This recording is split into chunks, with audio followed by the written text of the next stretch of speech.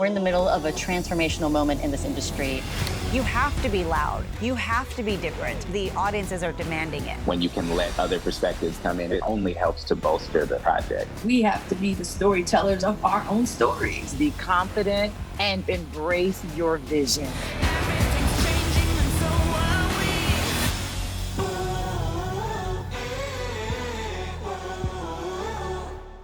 Hello, I'm Bevy Smith, and welcome to this month's Transparency Talk. Today, we're going to be discussing the legacy of Dr. Martin Luther King Jr. and the impact of storytelling.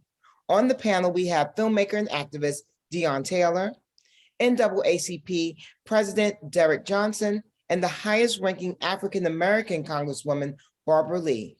They're joining me today to discuss influential voices and to really talk about the movement, the powerful speaking voices that give truth to power, and based on the principles and examples paved by Dr. Martin Luther King Jr., and how narratives within media have an impact on society.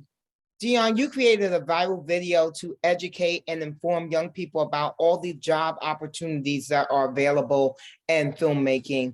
Let's talk a little bit about why you decided to create that project and why is it so important to you? It's extremely important to me based on the fact that I actually did that video while shooting the season finale of Power. But I started making these videos actually on the set of the movie Black and Blue. And I felt like making videos to let, young Black and brown kids understand and see that we can actually make it onto these movie sets was extremely important. And I've always been reminded, once you kind of climb that mountain and get up there and find some success, it's always important for you to actually throw the ladder back down so others can climb up and get in.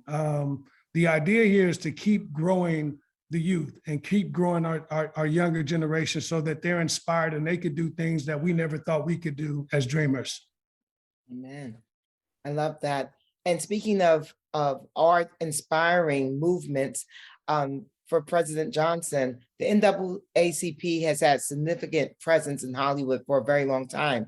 But now you guys have announced really significant partnerships and initiatives. And of course, you produce the iconic Image Awards, and you advise studios, networks, and streamers on race and social justice issues. Do you believe that these new relationships will have an influence on the forthcoming stories told, and how will they permeate societal popular culture? And will this really stick? Because I feel like, and Deon, you can also speak to this after President Johnson, I feel like it ebbs and it flows. I feel like, we have these big, powerful movements that happened in the 80s, and we were seeing ourselves in film and all that kind of stuff. And then it took a little bit of a lull.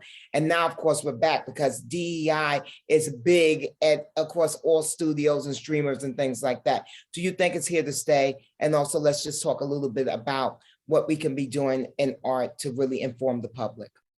But NAACP is a 112-year-old organization. The first campaign we took on was anti-lynching. The second campaign we took on was the release of a film called Birth of a Nation in 1915. And our advocacy was to try to prevent the release of that movie, because what our founding fathers and mothers realized is how we are viewed on the screen is how we are treated in public policy. Unfortunately, that film was aired and showed in the White House with Woodrow Wilson. It resulted in a sharp rise in a white supremacist group we all know as the KKK. So much so that by the mid-30s, there were more members of the Klan in states like Indiana and Illinois than there were members in Georgia, Alabama, Mississippi.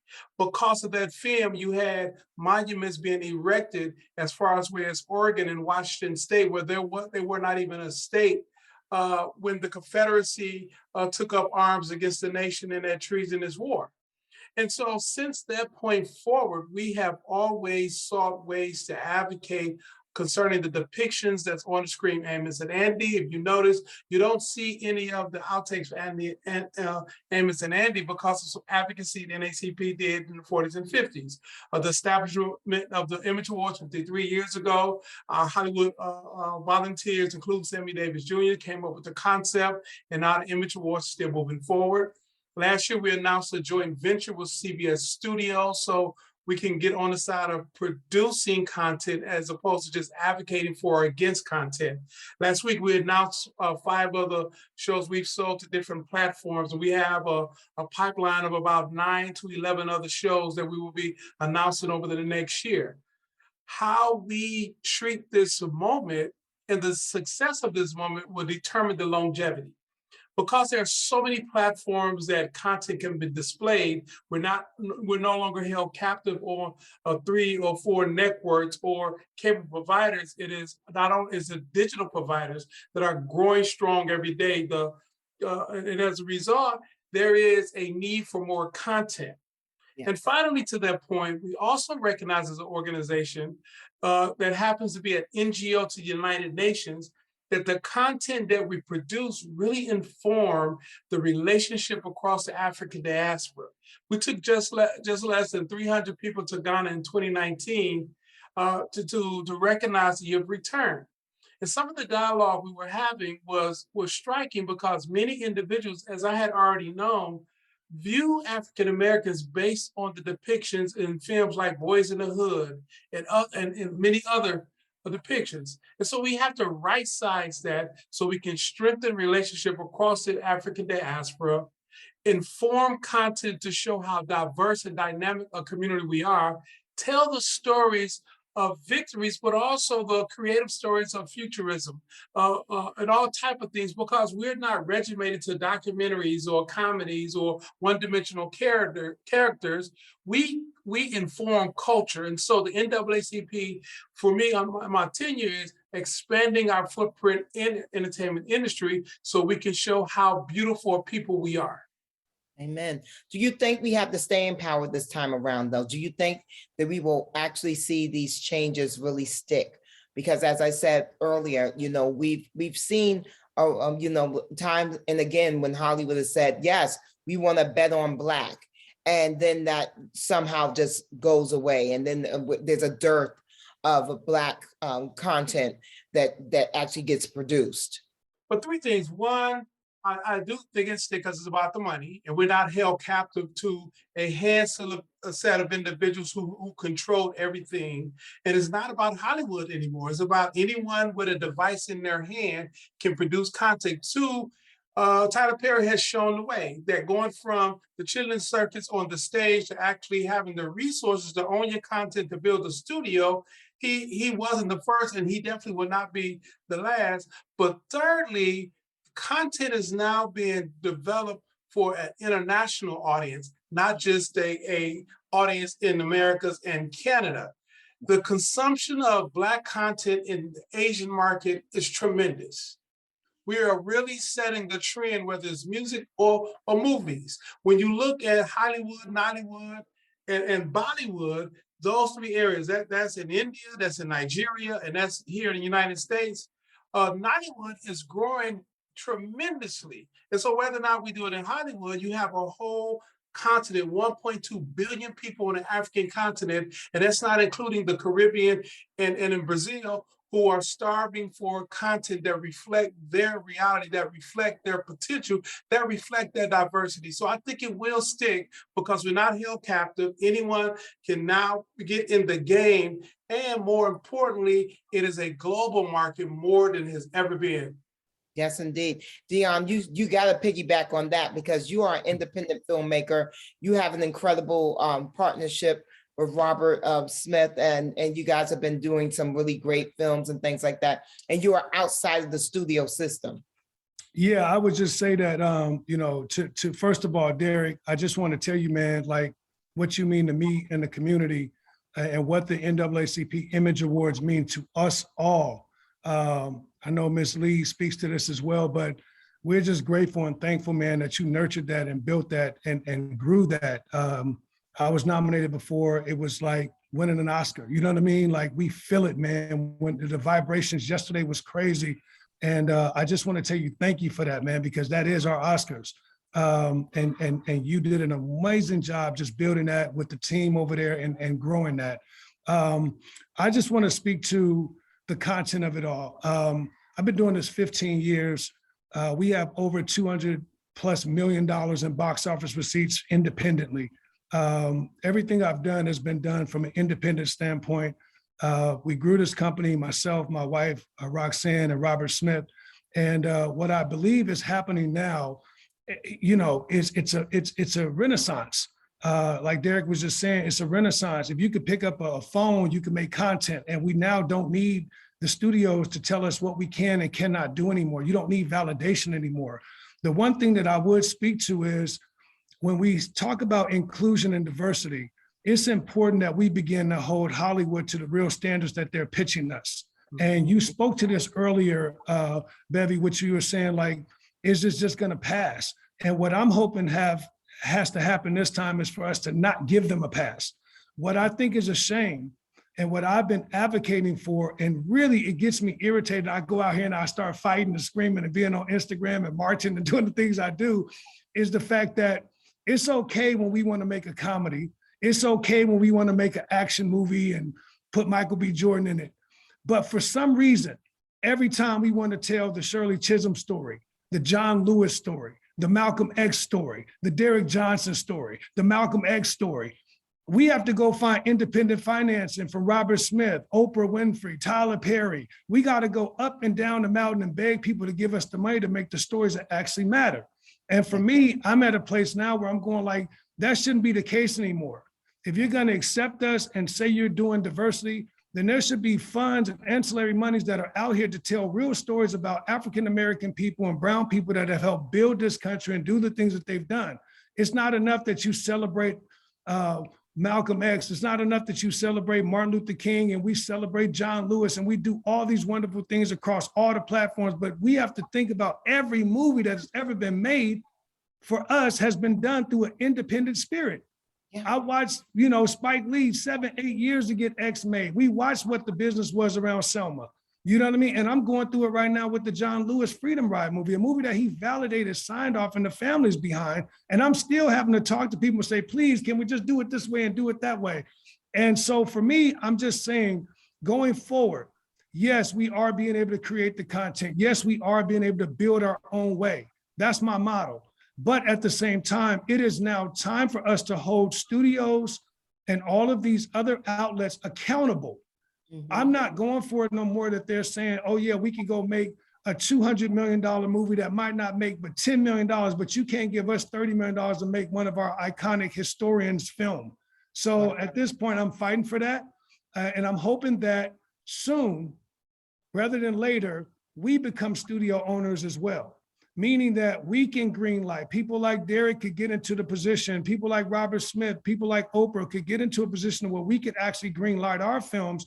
So we don't always have to make these scrappy $1-2 million independent films like Nate Parker had to do recently with American Skin, or like I had to do 5 years ago with Supremacy with Mahershala Ali. It's not we're going against the grain when we're making these movies for $1 million, $2 million and doing everything we can. And then we have to rely on Derek to see that and then give us those flowers versus the industry that's making billions of dollars off of us.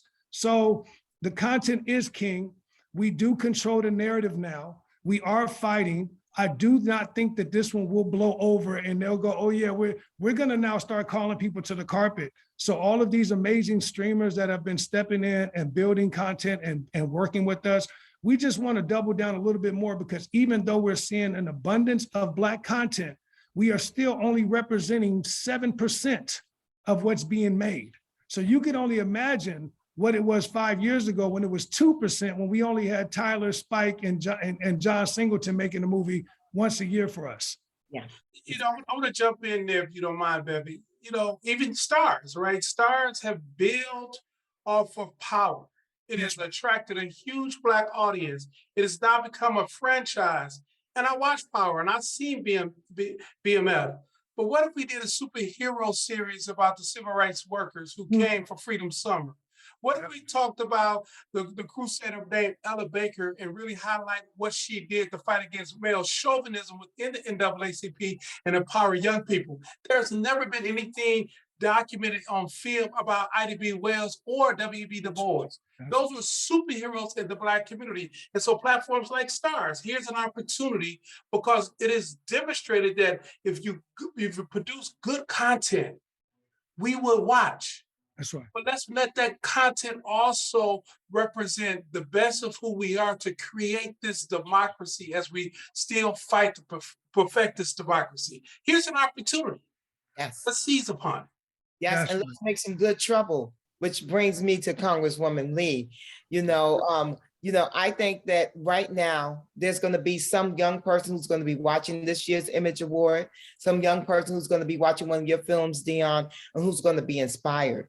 Now, with your documentary, Congresswoman Lee, what message do you hope the young people get from it about the importance of being civically engaged, but also the importance of continuing to tell our stories through mediums such as poetry, documentaries, and also feature films?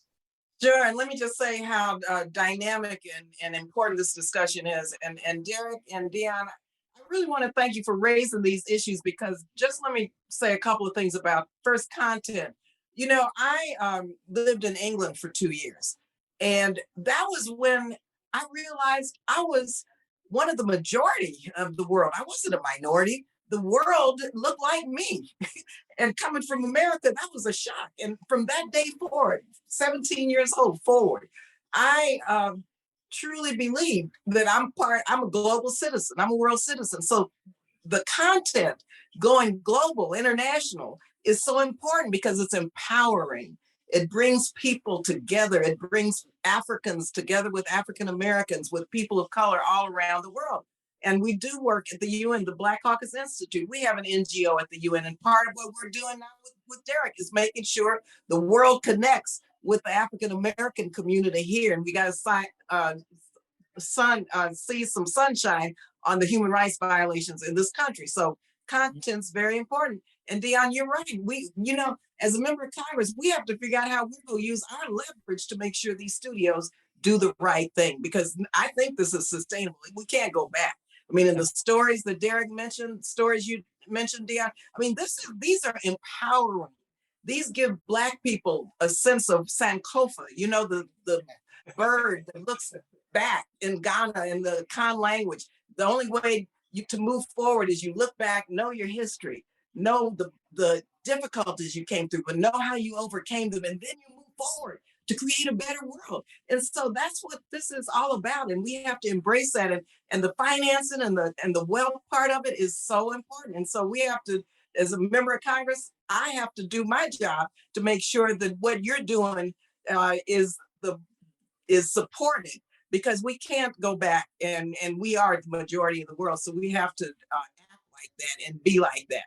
And so I just think, these stories and my film, I did not want to do it. The filmmaker will tell you, I was a reluctant participant to the point where it took her twice as long to do the film. First of all, my privacy. I told her, I wrote a memoir. I said, you can't go beyond what I wrote in my memoir. That was still too much for me because I'm a very private person. But what I think at the outcome of the film, and again, being nominated for one of the documentaries for the Image Awards is just like, it's just hard for me to believe. But what I want people to understand, especially young African Americans, is that I was born in segregated El Paso, Texas. I've been through a lot in my life, right? A whole lot, but been married, divorced, victim of domestic violence, just you name it, everything that a lot of our young Black people, Black women and men go through. And so it was by working with Congresswoman Shirley Chisholm, by working for Congressman Ron Dellums, by being an activist in the community, by taking care of my kids, by trying to figure out how to move forward, not for myself, but to make things better for those who came behind me, because I don't want anyone to have to go through what I went through. And so I want young people especially to see I can do it too, regardless of your challenges. But it's not just for me to make it. It's so I can make it to change the world and make life better for my people. And so if Barbara Lee somehow managed through all this stuff, which the film shows a part of the stuff, then I want people to know, yeah, they can, in spite of racism and sexism, but you can't just say, I'm going to get in for myself because now I've made it. You've got to bring people along, and you've got a world to save. And that's what I think is important. And finally, I'll just say, part of my life has been about being a woman of faith, and how prayer and how music and art really helps settle my spirit. Because when you're out there on the battlefield, Eric, you know, Dion, you know, baby, you know, you have to have that space to be able to regroup. And so part of the film shows me, unfortunately, in my house with my sister trying to cook sweet potato French fries, for example. I said, oh no, don't put that in. But so the human side of what I have to do just as a Black woman with my family, to show that, you know, I have that part of my life that's really important to me. Family and friends are extremely important. You can't do anything in this world, especially if you're Black, without a family, an extended family, people you trust and people you love. And so, yeah, it was quite, but it's a film I did not want to do, believe you me, and it took twice as long. But to see John Lewis in that film, and AOC and Congressman Clyburn and probably 10 members of Congress talking about Barbara Lee is just like, what? You know, I'm just trying to do the Lord's work. So it was humbling. It was a humbling experience. And when John Lewis said that you make good trouble, I know that had to make you smile from ear to ear. Oh yes, oh yes. And I made good trouble with John, and he and I used to sit on the floor, okay? And we used to talk about the defense budget, you know, because it's hard to vote against the defense budget for a lot of members of Congress. And John and I talked, and he would say, Barbara, because, you know, the defense budget is excessive, $740 some billion. My budget, I chair the subcommittee that funds every non-defense initiative in our country. First Black person who's chaired the subcommittee. My subcommittee is 62 billion. Compare that to 740 billion, right? So John and I used to talk about no more war, no more violence. So John, you go vote against it? Yeah. Barbara, you go vote against it? Yeah. We both would vote against that defense budget and feel good about it, saying sooner or later the rest of the country's got to keep up with us, catch up with us, and see that we have to put more resources on the front end to prevent war, to put more money in development and humanitarian assistance and trade and business development, rather than pushing the button, because we always can go to war. My dad was 25-year military officer, lieutenant colonel. He retired as lieutenant colonel. And so I grew up in a military family. He was 92nd Infantry, the segregated infantry that supported the Normandy invasion. He was in Italy. So I come from a military family, okay? And so John and I used to make good trouble around the defense budget and violence prevention initiatives and gun violence and all, you know, all the great work that John did. I really miss him too. But the world is a better place because of John Lewis. Indeed, indeed. We all miss him. And we recently lost someone, an iconic actor, but who was also an activist and a true trailblazer. We lost Sidney Poitier. And he represented the dreams of so many people.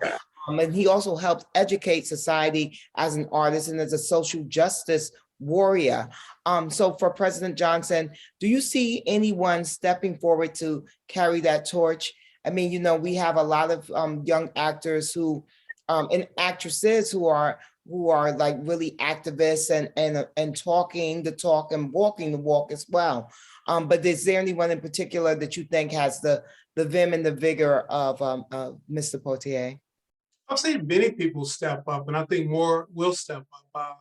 I've spent a lot of time with Danny Glover. Danny is a mentee of Harry Belafonte, and they will come to Mississippi a lot.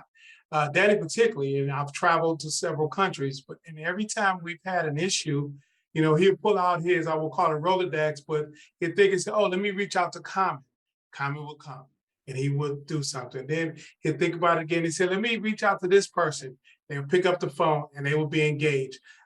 You know, right now, we're going to be talking to several celebrities and athletes around voting right protections. And within the next 2 days, the next week or so, you'll start seeing them tweeting. So there are many people. I think Sidney Poitier, Harry Belafonte, Dick Gregory, they were trailblazers, and we hold them up. But we should not minimize the contributions that people have continuously done through the 70s, 80s, 90s. You know, the athletes of Muhammad Ali, Jim Brown, Kareem Abdul, and when they took that stand. That's just like the stand that LeBron James took, just recently, or Kaepernick. And so, as opposed to hold on to the past as if it can never be repeated, let's celebrate the past and uplift the current activists who are athletes and entertainers who are using their platforms. Today, this morning, I was on Erica Campbell's radio station of Mary Mary, because every time there's an issue, she wants to make sure her audience know what's going on. So we have many, many entertainers.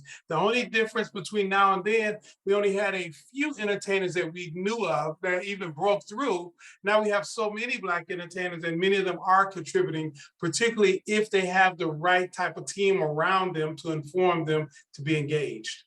Yeah. I'm seeing a lot more engagement, and I'm sure you are too, Dion, because you did that wonderful voting a film that you did in 2020, right? You did a Get Out the Vote, Why I Vote, right? Yeah, With so we did. And Michael Ealy and a lot of people. Mhm. Yeah, so we have a brand called Be Woke Vote, which a year and a half ago, we registered almost 900,000 people to vote. And because, I'm on the content side, outside of us marching and going into all the different communities and knocking on doors and asking people to vote, we also created content. And Tyrese, Michael Ealy, Jamie Foxx, Megan Good, King Batch. I mean, it was so many people that just was down, man, to just say, hey, what do I need to do to speak up? But I will say this, when you think about Sidney Poitier and what he represented, and Muhammad Ali, and so many others, Jim Brown, it's important, man, that we remember these were people that were fearless. These were people that understood that they would lose it all and did lose it all. Mm-hmm. And as we look at the community now, it took me a minute because I'm a rebel, you know what I mean? I'll be out here like, yo, I gotta do this and do that. And I see people being like, yo, you too loud. I'm going like, no, I gotta be loud. It's a world where it's a different time and people are fearful. Yeah. These corporations feed their families and pay their rent and pay their car notes. And a lot of people are scared to go against that same system that at times hold us down.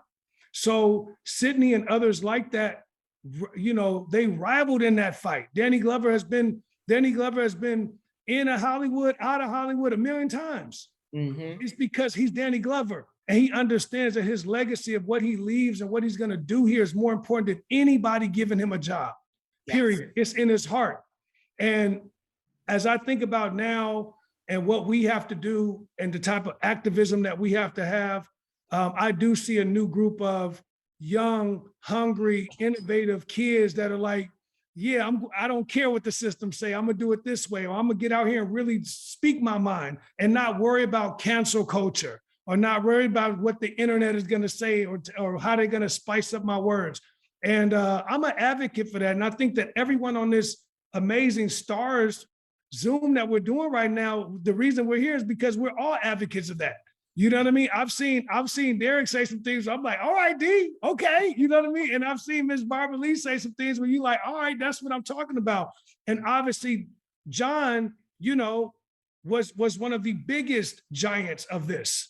You know what I mean? Which, signed his last will and testament, 20 years old, got on the bus, rode through the South with the intent to be killed on camera. Like at the end of the day, this is what it's about. And nothing has changed.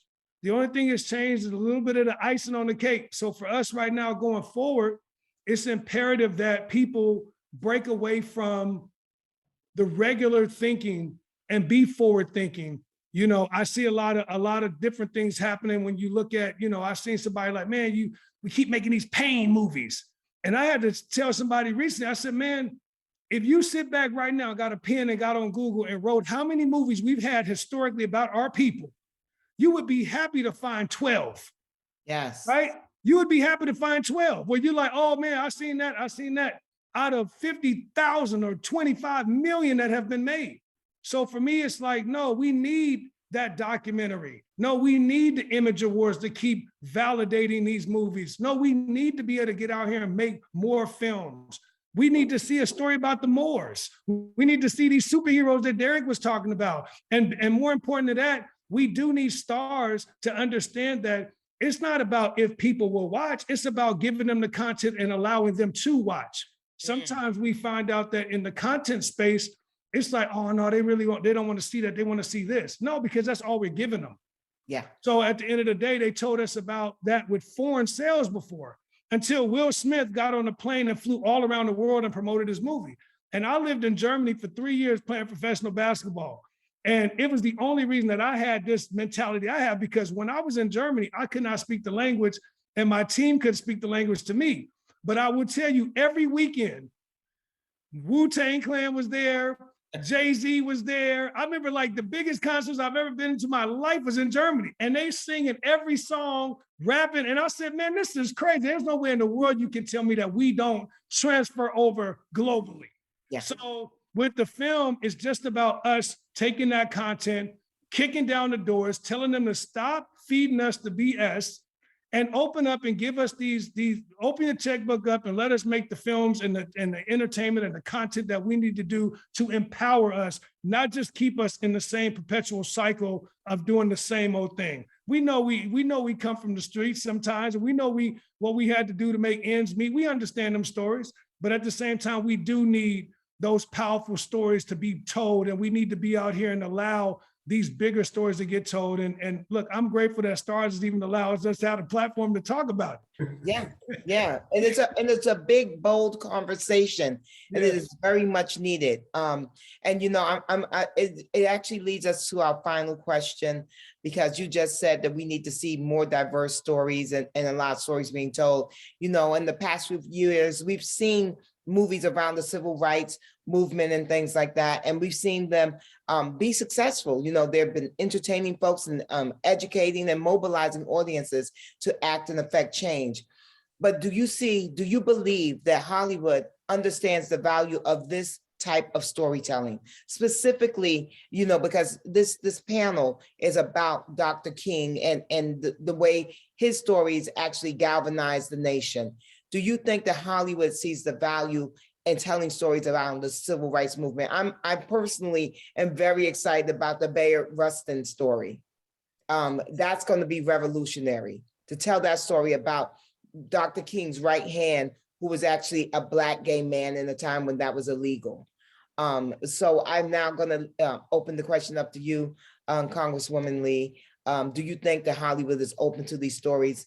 And I would love to just hear your input. Well, I think that the times dictate that they have no option. I mean, you know, and it's because of people who fought to break down these barriers and have said, we're here to stay. And I think the public and our people support these films, and they know that. And so I think that we have to this is part of our fight to crack down barriers. I mean, this is part of the persistent struggle that we're in.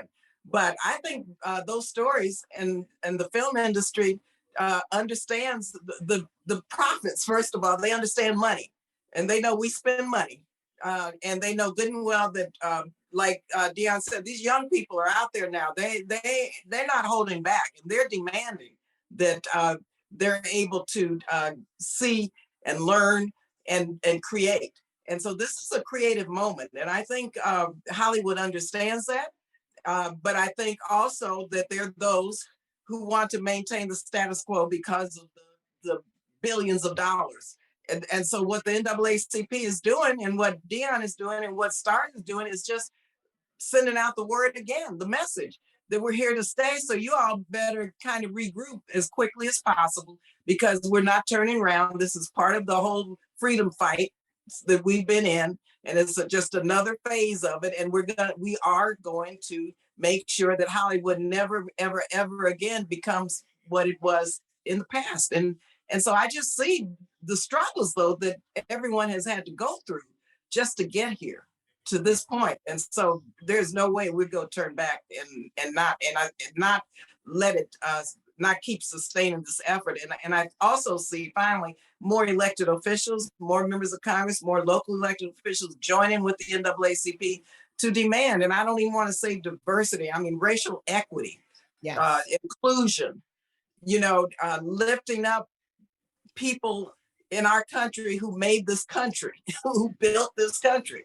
And it's a truth-telling moment.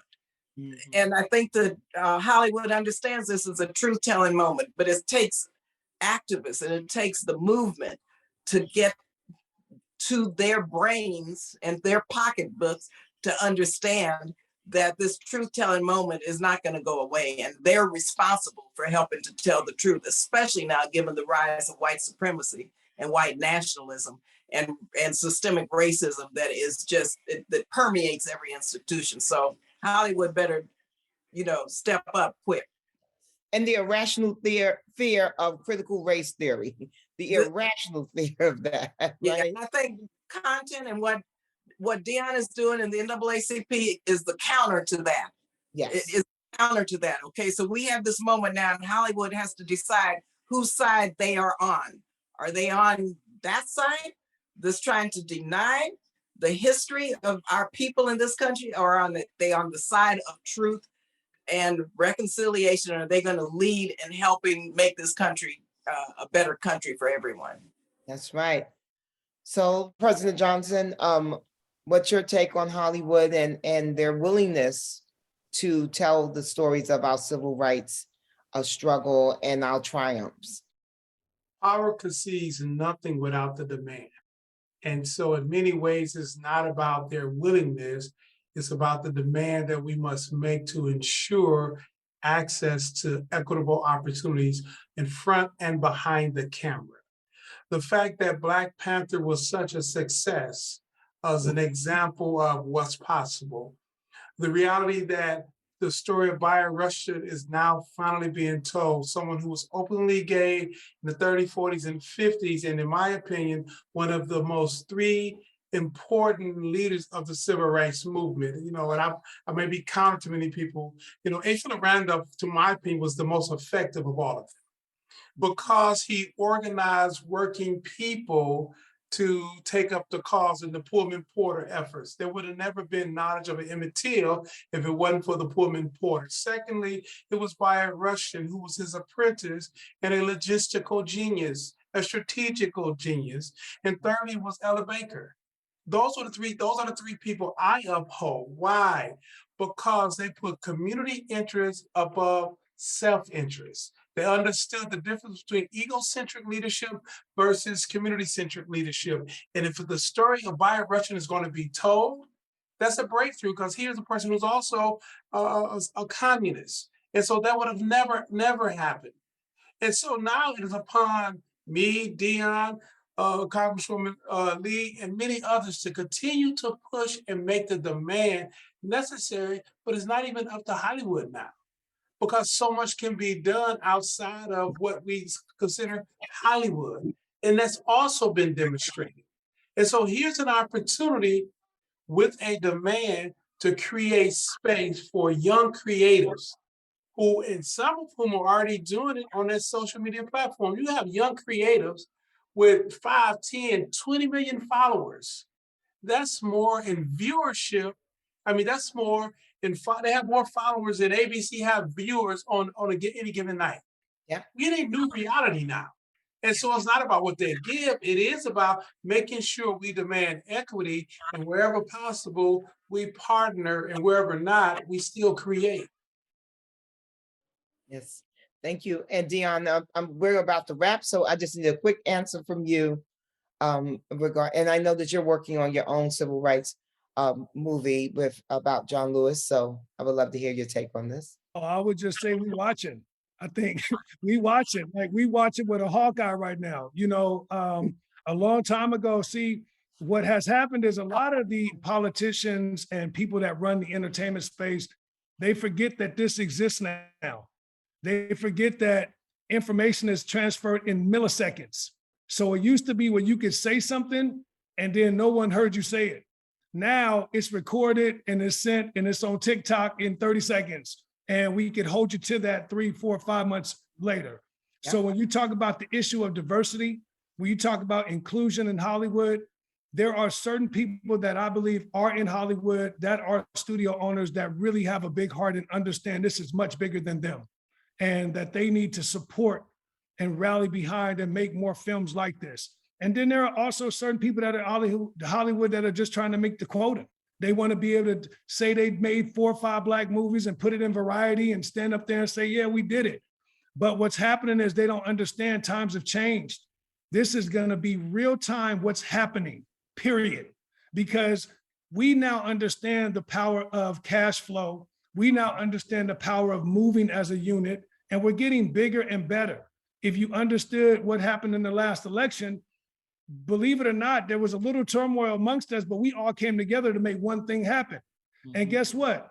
If we don't get what we want to get in this next election, it's going to be a problem. And that's the reality of it. We cannot be left behind anymore because we understand that unity makes power.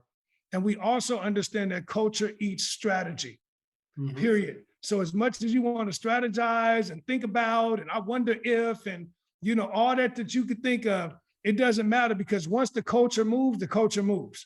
We have the ability to make something viral in the moment. We have the ability to put emphasis on something. And Mr. Johnson's absolutely right. If 5 people that I know put up the same post, everybody in the world going, oh yeah, what about that? So at this point, it's like you could move the news cycle. Yeah. And I'm watching that today, even with the Black vote, as we talk about John Lewis. And we talk about President Biden right now. And we saw the speech that was going on, earlier this week, which was, how come we haven't gotten this John Lewis thing passed? And why is it emphasis on it right now? Why wasn't this in the first couple of months? Right. We want answers. We want to know why everybody getting taken care of, but the people that stood in the rain, the people that got kicked out, the group of people that I took down in the South with masks on, 2, 3 masks, I stood in the rain. I want to know why we haven't been taken care of yet. And that's going viral as we sit here now. And so what I'm saying is, for Hollywood, it's the same thing. Everyone needs to get into flow, meaning that we're trying to make a better world. We're trying to make a better country. And what that means is inclusion for everyone. We're not a quota, and we're not a number that we have to hit. We're real people, and we've helped build this country from our backs to our feet. We put everything we had into this country. And damn it, going forward with Hollywood, we want that in exchange for our movies, our film, and our television, our entertainment. So I thank y'all for even having me. I appreciate it. No, thank you, Dion. You just said the word you preached up in here tonight. Thank you so much to Congresswoman Lee, to President Johnson, to Dion, for this amazing transparency talk. It really was a watershed moment for me. And I'm so glad that this is going to be amplified, because I think it's going to really excite some people, engage some folks, and I think we're going to see some real action being taken because of this transparency talk. So thank you so much. Thank you. Thank you.